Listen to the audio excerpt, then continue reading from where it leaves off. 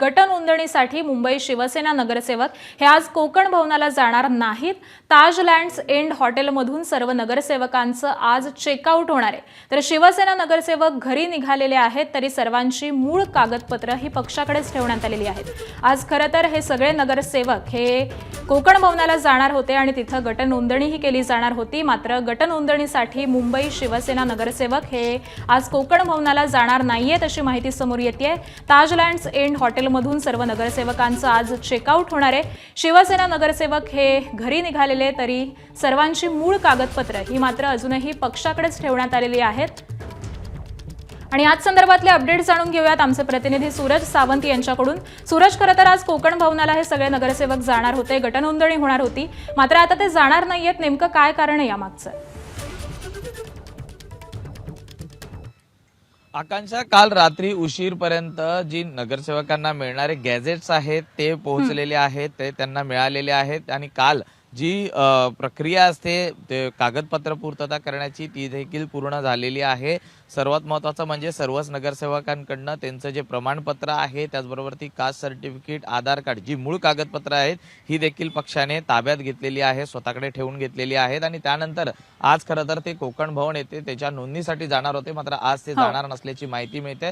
त्यामुळे जे नगरसेवक या ठिकाणी हॉटेलमध्ये काल 3 दिवसांपासून मुक्कामी होते त्यांना देखील आता पुन्हा घरी जाण्याच्या सूचना देण्यात आलेल्या आहेत। काही नगरसेवक हे कालच गेलेले आहेत, तर काही नगरसेवक हे थांबलेले आहेत, ते आज निघून जाणार असल्याचं देखील कळते। त्यामुळे आज तरी ते कोकण भवन या ठिकाणी नोंदणीसाठी जाणार नसल्याची माहिती ही सूत्रांकडून मिळालेली आहे। त्यामुळे दिल्लीत होणाऱ्या आजच्या भाजप आणि शिवसेनेच्या नेत्यांच्या या बैठकीनंतर पुढील काय नेमकी या ठिकाणी राजकीय घडामोडी घडतात हे पाहणं महत्त्वाचं राहणार आहे। मात्र आज तरी जे मागील 3 दिवसांपासून नगरसेवक हॉटेलमध्ये होते ते आज आपल्या घरी जाणार असल्याची माहिती मिळते। त्यामुळे आज तरी त्यांची नोंदणी ही कोकण भवन या ठिकाणी होणार नसल्याचं देखील सांगण्यात आलेलं आहे।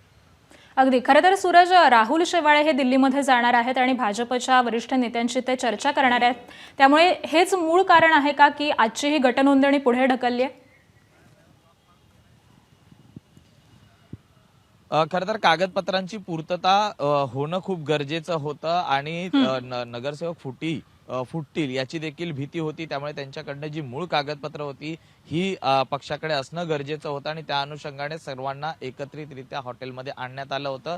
काल जर आपण पाहिलं तर त्या ठिकाणी पक्षातील जो गट स्थापन करण्यासंदर्भातली जी प्रक्रिया होती, त्याला लागणारी जी कागदपत्र होती ही देखील काल पूर्तता करत त्याची ते पक्षाकडनं ताब्यात घेण्यात आलेली आहे। त्यामुळे आता एकदा का गट स्थापन झाला किंवा मूळ कागदपत्रांशिवाय नगरसेवकांना काहीही करता येणार नाही, हे अनुषंगाने सर्व कागदपत्र ताब्यात घेतल्यानंतर आता सावध पवित्रता घेत सर्वच नगरसेवकांना आपापल्या घरी हे पाठवण्यात आल्याचं कळतं। कारण जेव्हापासून निवडणुकीचा निकाल लागला, उमेदवार निवडून आल्यानंतर सर्वच नगरसेवक हे हॉटेलमध्ये होते, त्यामुळे घरी देखील एक चिंतेचं वातावरण पाहायला मिळत होतं। कार्यकर्त्यांमध्ये देखील चर्चा ही रंगलेली होती। त्यामुळेच कुठेतरी यालाच पूर्णविराम देण्यासाठी पक्षाकडनं आता मूळ कागदपत्र स्वतःकडे घेत आता नगरसेवकांना आपापल्या मतदारसंघात जाण्याच्या सूचना दिलेल्या आहेत। त्यामुळे एकूणच आता नगरसेवक जी नोंदणी होणार आहे कोकण भवन येथे तो येणाऱ्या काळात लवकरच त्यांना कळवलं जाईल। मात्र दुसरीकडे ज्या मागे राजकीय घडामोडी घडत आहेत, जी दिल्लीत आज बैठक होणार आहे,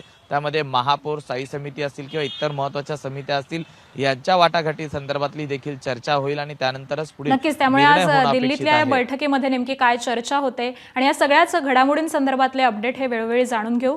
तुर्तास धन्यवाद सूरज या सविस्तर माहितीसाठी।